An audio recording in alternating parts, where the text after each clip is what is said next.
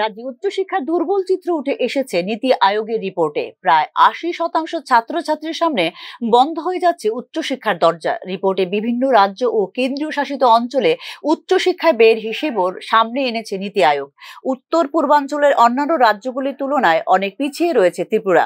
2018-19 থেকে 2020-21 সালকে ভিত্তি করে কেন্দ্রীয় শিক্ষা মন্ত্রকের পর্যালোচনা তুলে ধরা হয়েছে এতে। এ রাজ্যে উচ্চশিক্ষা ক্ষেত্রে 2020-21 অর্থবর্ষে বাজেট বরাদ্দ ছিল 194 কোটি টাকা, মণিপুরে 496 কোটি টাকা, মেঘালয়ে 446 কোটি টাকা এবং মিজোরামে 343 কোটি টাকা ব্যয় হচ্ছে উচ্চশিক্ষায়। এক্ষেত্রে পিছিয়ে রয়েছে ত্রিপুরা। জিএসডিপির মাত্র 0.33% ব্যয় হচ্ছে ত্রিপুরায় বলে রিপোর্টে উল্লেখ করেছে নীতি আয়োগ। সে জায়গায় মণিপুর ব্যয় করছে জিএসডিপির 1.45%, মেঘালয় 1.33%, মিজোরাম 1.18%।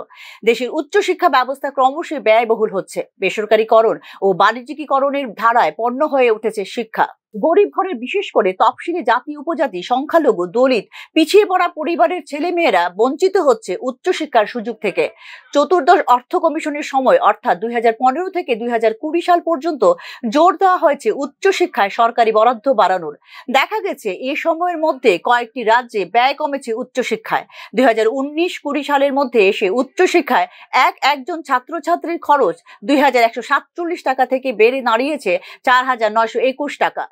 কেরালা, তামিলনাড়ু, অন্ধ্রপ্রদেশ, মহারাষ্ট্র, তেলেঙ্গানা প্রভৃতি রাজ্য উচ্চশিক্ষায় ছাত্রছাত্রীদের জন্য মাথাপিছু ব্যয় বাড়িয়েছে উল্লেখযোগ্যভাবে। সেখানে এ রাজ্যে উচ্চশিক্ষায় খরচ হচ্ছে জিএসডিপির মাত্র 0.30%, আর গোটা শিক্ষা ব্যবস্থাকে ধরলে 6.19% ব্যয় হচ্ছে জিডিপির।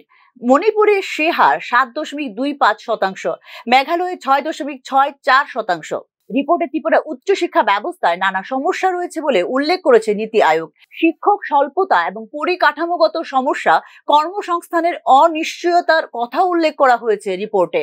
রিপোর্ট অনুযায়ী ত্রিপুরা ছাত্রছাত্রীদের মধ্যে প্রতি 100 জনে মাত্র 20.7 জন সুযোগ পান উচ্চশিক্ষার। বাদবাকি 79.3 জন বঞ্চিত থাকেন উচ্চশিক্ষার সুযোগ থেকে। এক্ষেত্রে বেশ কিছু সুপারিশও রেখেছে নীতি আয়োগ। তাতে ত্রিপুরায় উচ্চশিক্ষা ব্যবস্থার জন্য সরকারি বিনিয়োগ বাড়ানোর কথা বলা হয়েছে স্পষ্টভাবে। একই সঙ্গে গবেষণার গুণগত উৎকর্ষতা বাড়ানোর কথা উল্লেখ করা হয়েছে নীতি আয়োগ এর রিপোর্টে। আধুনিকতার সঙ্গে তাল মিলিয়ে রাজ্যের উচ্চশিক্ষা ব্যবস্থাকে ডিজিটালাইজেশন করার জন্য সুপারিশ করেছে NITI Aayog. Bureau report, news নাও।